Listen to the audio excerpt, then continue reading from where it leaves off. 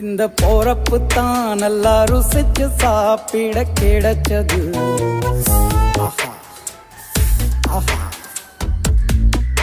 அத நினைச்சு தான் மனோ உலகம் முழுவதும் பருக்குது. அட சுட சுட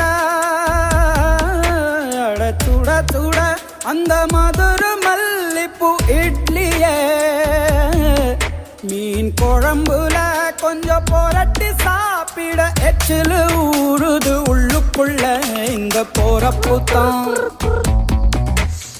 போறப்பு தான் நல்லா ருசிச்சு சாப்பிட கிடைச்சது. இந்த போறப்பு தான் நல்லா ருசிச்சு சாப்பிட கிடைச்சது. அத நினைச்சு தான் மனோ உலகம் முழுவதும் பருக்குது.